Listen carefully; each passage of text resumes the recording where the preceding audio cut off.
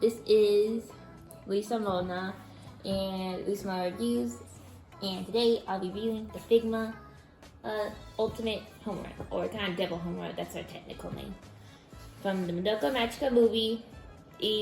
And technically it's like season 3 of Madoka Magica, but it was a movie instead of a season, so it's definitely got much more of a budget. A few moments later. So anyway, let's go.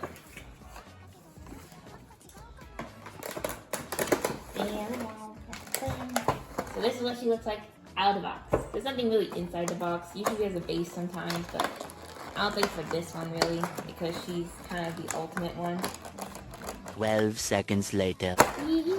Okay, so she comes with an alternate expression, which is basically a more dull expression. So she's kind of like she's over it, like in the movie.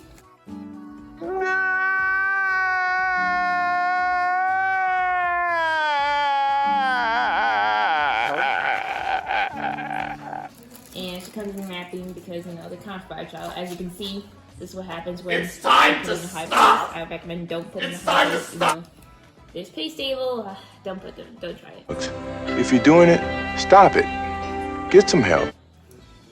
But as you can see, Devil Hunter here. She's kind of awesome. Sorry, I haven't taken it out of the box before, so I'm like really excited. Sorry. And her articulation is pretty basic for all figures, but I think it's definitely more so flexible because unlike Madoka's design here, she only has the scale of her dress, so she can only like kind of work on her limbs a little bit, so only like a little bit more graceful poses, so she's not going to be doing that more action poses. But Homura here, she has all the movement and articulation you need because her design is much more movable, probably because she moves a lot more in the movie. Why are you running? Durable. Like this is definitely more durable. These parts are much flabbier, so which is great because she won't get hurt if I move her. And her legs don't have any wing things, which is also great for her design because the wing things kind of fall off of mine.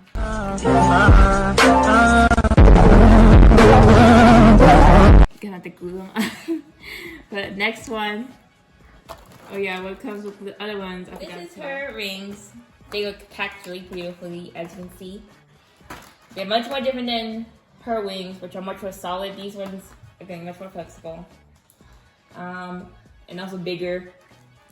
And you see Devil Homura, she has fewer accessories than the other one because she doesn't have a weapon exactly in the movie. So she only has a dull expression right here. Let that focus. And this one, we have Cube. Another Cube. I actually had another Cube that has this exact same position. Current segment on our show called Explain That Gram, where we do a deep dive on our guest Instagram, pull interesting. Because Kyoko holds him, but this time instead of by the ear, he does it by the nape of his neck, like a cat. So that's there.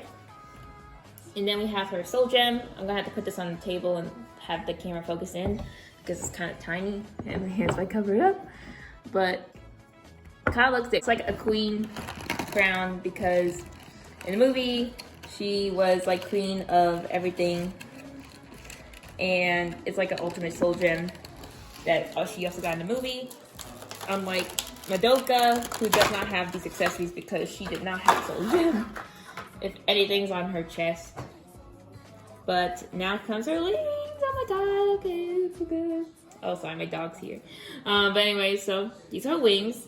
They are very improved compared to Madoka's wings. So if you look back here and ignore my broken Madoka, her wings are tacked on. Now these are also tacked on, but these are tacked on separately. So which means, and they're also very solid, so they can kind of come off really easily. But these have very flexible kind of feathers, so if you hit anything, it won't bend. And these also have articulation, so they can look really cool. And now it's time to put them on her back. Forgot to also say that she has articulation in her dress, so it can fold like this, look really tense. And she has her hair that also moves, and 2 tendrils that would kind of do more flexible for stuff when I put on her wings, for example. Yippee! Okay, I'm kind of excited because I actually have. But she has this little dot in the back, and you just insert that here. What I like about this is I actually already inserted these 2 clear things right here, so you don't actually have to put them on separately. Just put them on together, and oh my god, I can't wait. I'm actually kind of excited for this. Eee! Okay, sorry. Here's the tendrils. Kind of look weird on the front, but if you can ignore that, this is Devil Homura. 12 seconds later. I assembled the Figma stand. She came with a Figma stand and these hands, sets of hands, and also instructions for how to like assemble it. But I already kind of knew already. It's kind of easy. Definitely this one, the madoka was much more harder because her hair was actually found separate. Anyway, so you put this also already has a dot thing in the middle, so you can put this with the Figma stand to make it look extra cool. What's actually cool about it is that you can actually technically put the wings with other backs. So if another character has wings and looks cool, you can do that with other figures. Anyways, her wings kind of move her back stand a little weird, but that's okay. And anyways, so this is Madoka. Ooh, this is Ultimate Homura. And as you can see, she looks awesome.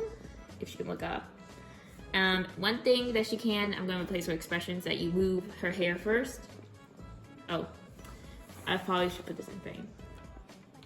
Is that you move her hair first, kind of like on this one, and then you take out her face, her current face. She only has 2 expressions.